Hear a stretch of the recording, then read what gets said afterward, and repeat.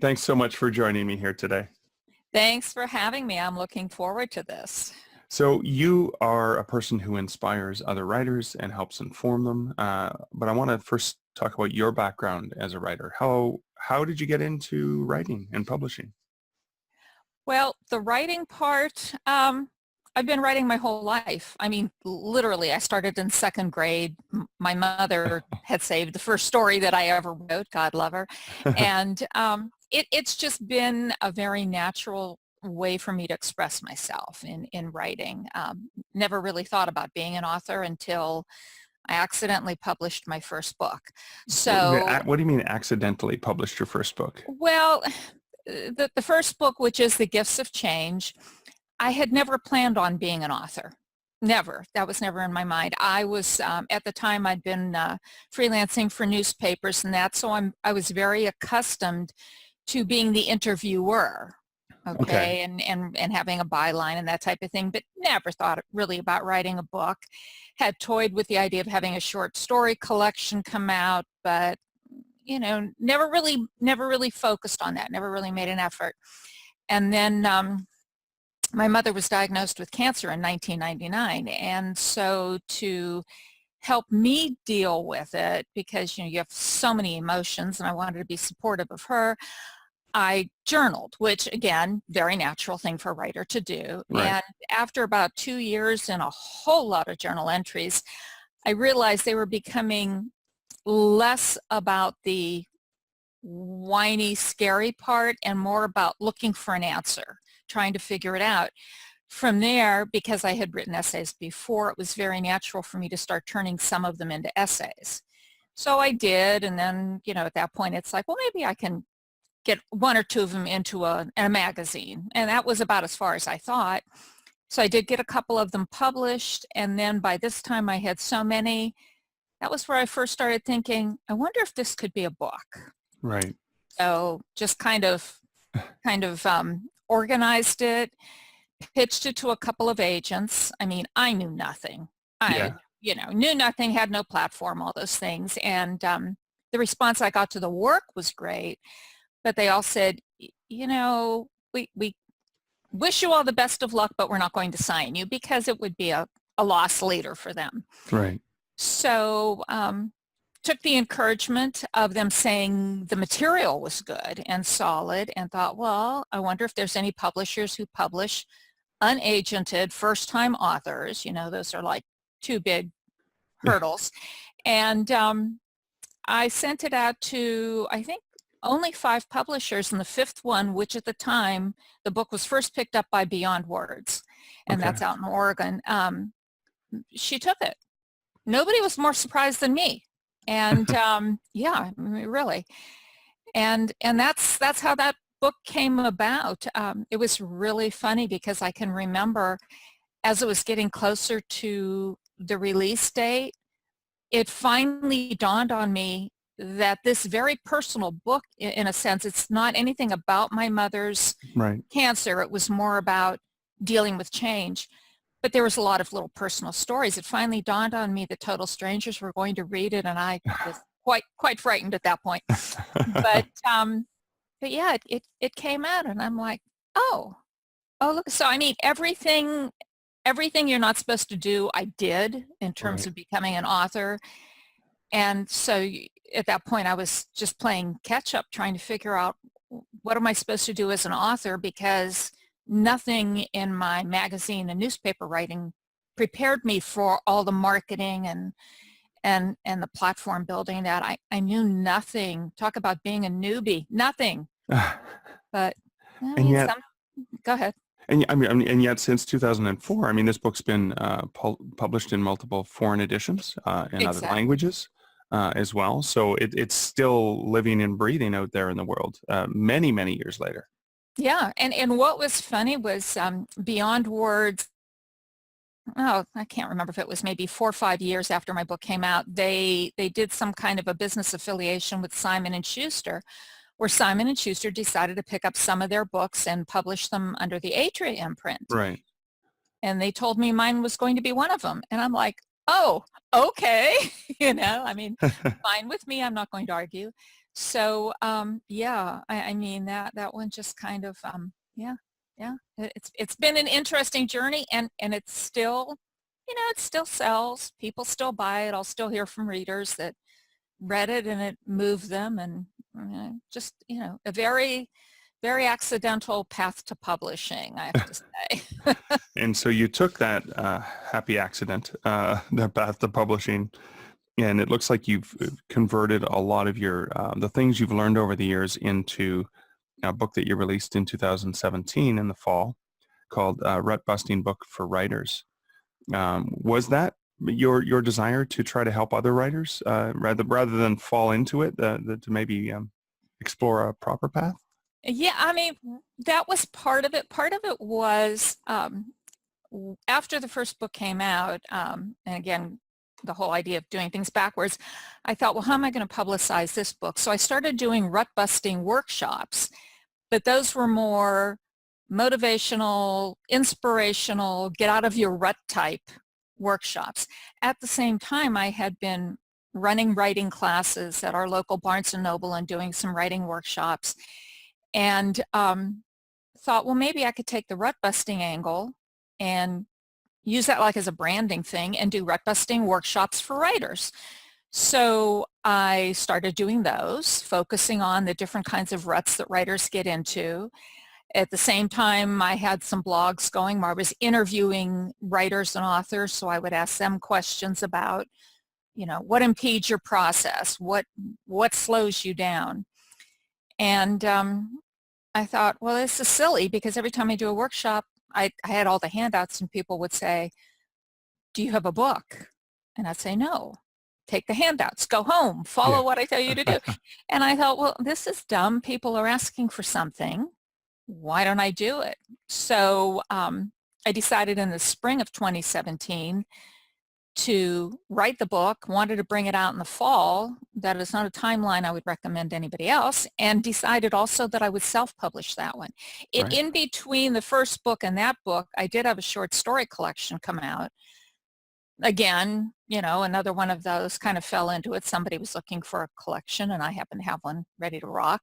But as far as the rut busting one, the only reason why I was able really to meet that timeline is I had so much information. All I had to do was look at my workshop, use it as a template for the chapters, go back to all the authors that I interviewed on my blogs, and it'd be like, oh, who has problems with procrastination? Let's see what she says, or let's see, what the problems are.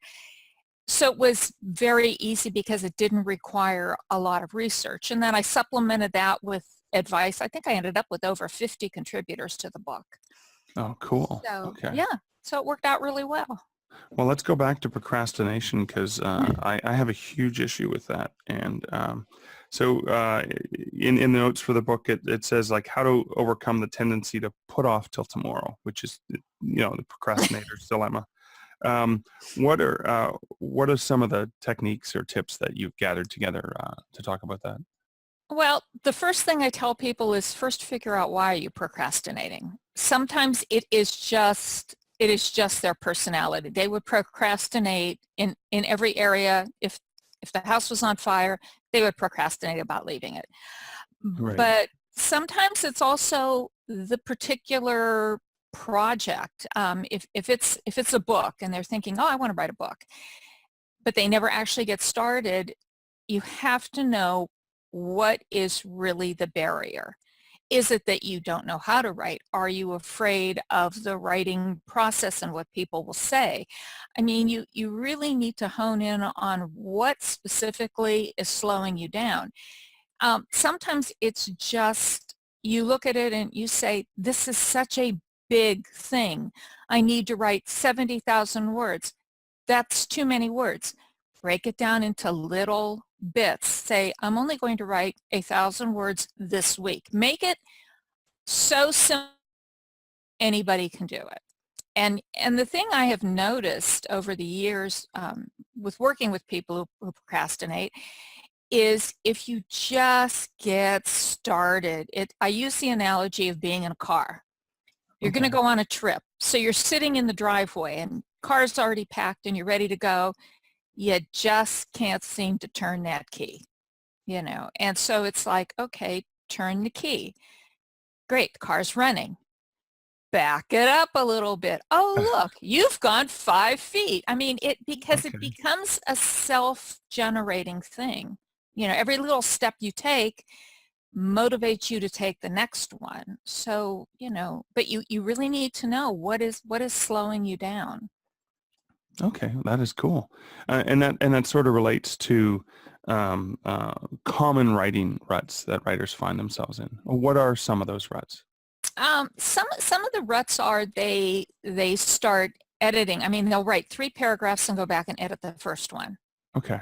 And it's like that is such a huge mistake because you know, of course you have to edit. I mean, there's no way around it, but don't edit while you're trying to write, because not only does that slow down the flow, when you're editing, what's the editing process about? Finding mistakes. If you start too early to start picking the paragraph apart and finding mistakes, you're going to start saying, I'm a terrible writer. This is so bad. How could I have written something so stupid? Now, what good is that going to do you? You know, that is totally going to shoot any level of confidence that you have.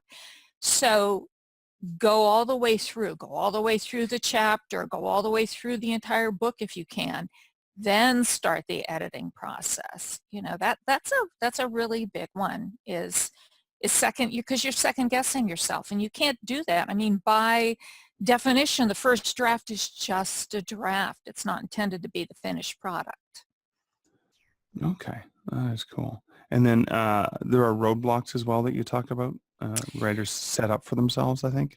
Exactly. I mean, one big roadblock is they'll say things like, well, guilt is a big thing. They'll say, oh, I really shouldn't devote so many hours to working on the project because after all, my family needs me, you know, I have this to do, I have that to do, and I don't know if it'll ever get published. Even if this gets published, I don't know if it'll ever make me any money, so it would be really selfish. I mean, that's a huge thing. And you know, I tell people, if you love writing, if it's important to you, remember you're the only person who can write that particular thing. And if you've been given the gift to write, you owe it to the world to pursue that gift. You know, this isn't about making pots and pots of money. I mean, of course we would all like to do that, but that's not the real issue. The real issue is putting something out there in the world that might make a difference in somebody else's life, might connect with somebody else. So that's, yeah, the guilt can be a big thing. And of course, not being reasonable in terms of how much time can you really allocate. You know, you might only be able to squeeze an hour a day because of everything else. Okay, fine. Take what you can. If it's only an hour a day, then that's what you give it, is an hour a day. Okay, and that almost sounds like you talk in the book about the writing roadmap. Is it related to that? Like how you can turn the desire to write into actually getting it done? Well, the writing roadmap, I think, was more of how to structure it, because some people are plotters, some people are pantsers, some people Right. can't keep things organized. But in general, if you're going to complete anything, and it doesn't have to be a book, it can be a short story, it can be a poem, but it is the biggest thing is consistency. Consistency in terms of devoting the time to writing, because and it kind of goes back to the whole procrastination thing. If you keep saying, well, I'll do it next week, I'll do it when the kids are on vacation, I'll do it when I retire, okay, nothing's ever going to get done. So it is forming the writing habit. Again, if you can only give it an hour a day, fine, but make sure you give it that hour a day. I have this technique I teach people. It's called 30 and 30. For 30 days, you spend 30 minutes a day writing, not researching, but actual writing, okay? The reason why I pick 30 minutes is because that's a relatively short period of time. I mean, can find 30 minutes. We can use 30 minutes on a lunch break, okay? So and you have to do it for 30 days straight. You can't say, well, it's the weekend, or well, this or that. It has to be Exactly. 30 days in a row. And Okay. it doesn't matter what you work on. Every day you might start a new writing project. The idea is you're forming the habit of every day for 30 minutes you will sit down and write. At the end of those 30 days, you are bound to have at least one thing that you want to continue on with. And that sometimes is just enough to get you over the hurdle, get you into the habit. So, and I mean, it's like anything else. It's a habit. And, you know, if you work for a living, you have formed a habit of showing up in your office whenever you are supposed to. So it's the same thing with writing, you know. The difference is that we're creating the habit. Oh, that is really, really cool. Now, speaking of habit, does that have to do with where a person writes or what they set up for that? It can. It's very important. I personally think it's very important to have a writing space. All right. Because first of all, when you create a writing space, you are also saying your writing matters. It matters enough to have a space. Now, granted, depending on the setup, where you live, how many people are in your house, how big your place is, your writing space may be only there during your writing time. Say it's at the dining room table. Then at the end of that, you close the laptop and presto, back to being a dining room table. But the idea is you create a space because that's giving the writing importance. And when you're in that space, that's the only thing you should be doing is writing. One of the tips I got for those people who are not able to work in their home, so they have to go to a coffee shop or whatever to do their writing, is take like a little placemat. And when you go into the Barnes & Noble or the area coffee shop, put that little placemat right in that little table you're working on, and that becomes your writing desk. Oh, That, cool. Okay. that keeps you focused. It keeps you from picking up all the magazines that are floating around or chatting with somebody. It is a visual reminder. This is my desk. Doesn't matter that there's umpteen people around me. This is my desk and I am here to write. So, you know, it's claiming the space and using the space. Oh, And that's that, cool. Yeah. yeah, And you bring it with you, so it's very purposeful in the way that you approach it, right? exactly, exactly. And you talk about writers toolbox as well. Oh yeah, yeah. I love this. And I'm always looking for new items to put into the toolbox because I bring the toolbox to a lot of the workshops that I do. A writing toolbox is nothing more than a collection of things that will help stimulate the writing process. This can be, and it doesn't even have to do with the project you're working on. It's more the warm-up part of the writing time. So it can be anything from writing prompts, either ones that you've collected that you have in a document, or you can sign up for any one of those websites that'll send you a writing prompt every day. It can be physical items. I'm real big on physical items because so much of the writing takes place in our head Right. that we need to have physical items. So for instance, I have a collection of keys, very oddball keys, not just your normal, you know, door keys. And when I do writing workshops, I take the whole bag of keys. Everybody picks a key out, and they have maybe 10 or 15 minutes. Write something about that key. What does it make you think about? I mean, and people have come up with some really cool story beginnings or pieces of poetry, all inspired by the key. You can do the same thing with postcards. All those photographs, when we used to take actual pictures with an actual camera and have an actual Yeah. photograph, um, just collect them and then randomly pick one out and look at it and say, oh, let me write 15 minutes on this. So the whole idea of a writer's toolbox is if you are having trouble getting started, getting in the mood of writing, you take maybe 10 or 15 minutes, use one of the tools in your toolbox, and just write on that. Just write on whatever the item is, and then can kind of get everything warmed up. And then at the end of that time period, it's like, okay, that was my little writing warm-up for the day. Now let me dive into the process. It's just getting the inspiration flowing. Is there, is it actually a physical toolbox that you have the keys and Yeah, photographs and things I like that? have this little plastic box that I can take with me anywhere, and as I keep adding to it, it's going to have to get bigger.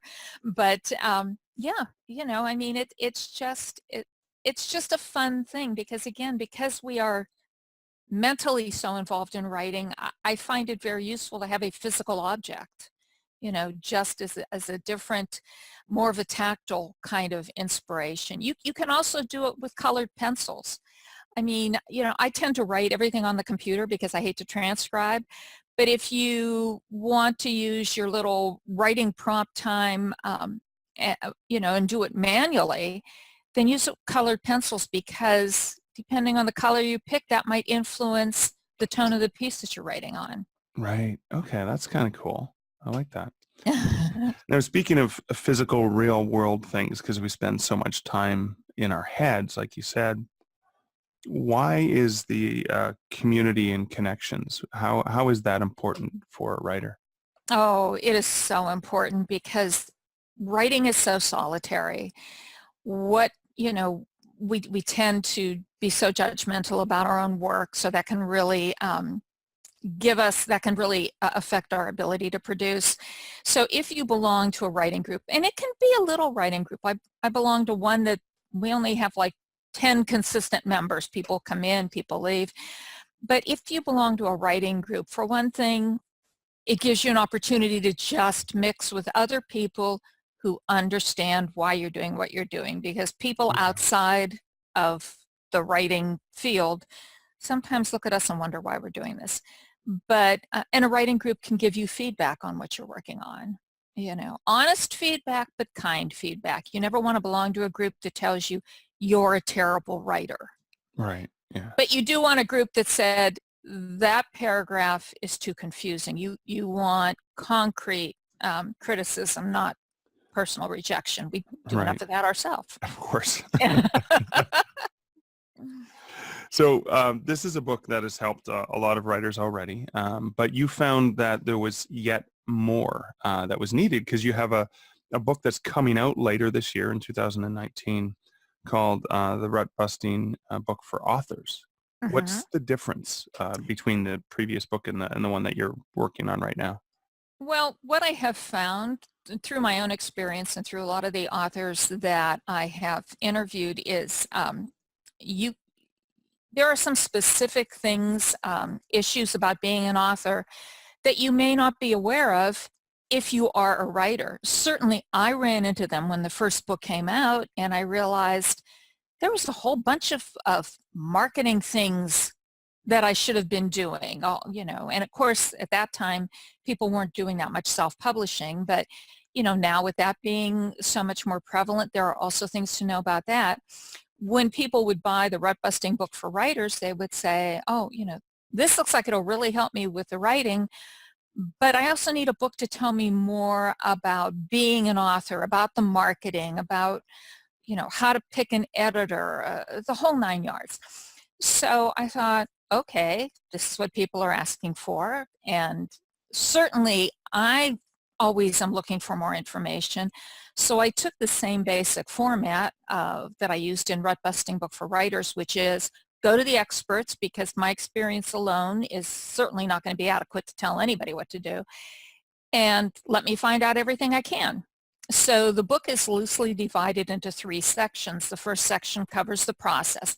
That's the writing process. Everything from creating a writing schedule to dealing with procrastination to how to find the right people to edit the book and how to do your revisions.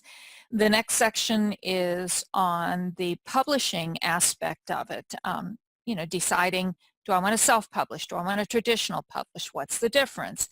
Um, Query letter tips, everything that would fall underneath, I shouldn't say everything, but the key aspects that would fall under the publishing. And the third part is about book promotion, which starts when you're writing the book. You don't start your promotion efforts after the book's out because that's too late already. Right. So just all the different ways that you can promote that book and, more importantly, build the platform for yourself.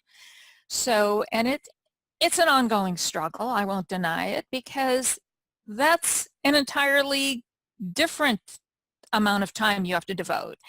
And yeah, it's always a battle. I haven't found an author yet who says, I just love the promotion process. I just love doing all that marketing. I mean, it's exhausting a lot of times. So I try to get as much information from all the experts out there.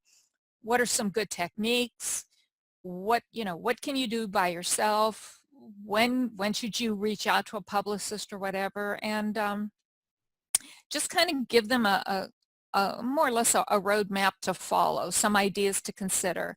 And I always have a nice resources section in the back of the book, because there are books that specifically focus on writing a query letter. There are books specifically focused on doing blogging, or the ins and outs, the specific ins and outs of publishing your own manuscript. There's no way I could go into all the details, so it's like, okay, let me give you some places to go, some books to read, some websites to look at, and that way you can dive deeper into the subjects. Oh, that's cool. So these are very much going to be companion books, right? With Exactly. different angles of approach, Mm-hmm. from creating the process of getting it done, and then getting it promoted, basically, or getting it out there and getting it into publishers' hands, or self-publishing, or whatever. I like the fact that you approach it from the point of view of giving the author the choice, so you can use this resource however you want to. There's not Exactly. one prescription for everyone. Exactly, because that was one of the things in all the interviews I've done with authors that I have found out is there are so many, like talking about promotions, there are so many promotional tools out there. I mean, you could go crazy and try to do them all, but you won't be able to do them all and do them all effectively. And some of them may not fit for you. So this author said, well, this is what I did because it worked best for my book and it works best for me personally. Okay. And somebody else will have a totally different take on how to promote the book. So, I wanted to present as many different kinds of options, the in-person options, the virtual options, and then, try to figure out what can you afford in terms of time, what can you afford in terms of money, and where are you at personally in terms of being comfortable with it? Because if for instance, you're not comfortable going out and talking to people, and you're much better in the virtual medium, okay, go with where you feel most comfortable. You may eventually get to the point where you can go in person, but I like to tell people, always start from the position of power. Where do you feel most powerful, most confident? Because that's when you're going to make the best connection with whoever is in your audience. Oh, that is fantastic. That is really, really cool. Thank you. So now, because you've helped so many writers, and you've done the workshops, and you've got these books that have helped writers, what's one thing that you wish somebody had told you when you were first starting out? Oh, Lord. Figure out how to market yourself. I Yeah. mean, I'm to this day, that is an ongoing struggle because I didn't know how to do it. I mean, back in Mhm. 2004, I mean, it was all in person. I mean, I Right. traveled. It was all in person. Um, it took me a long time to get into the whole internet thing. There are so many things to learn. And that, I wish I would have known what I didn't know Right. and let somebody take me by the hand and say, this is what you should be doing now. And oh, by the way, you've missed the boat on that one. Let's just push that one off because it's too late now to do that. But Okay.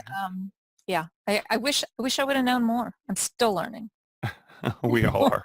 We all Mhm. are. Well, Nancy, thank you so much for sharing some amazing insights and excitement about your existing books as well as forthcoming.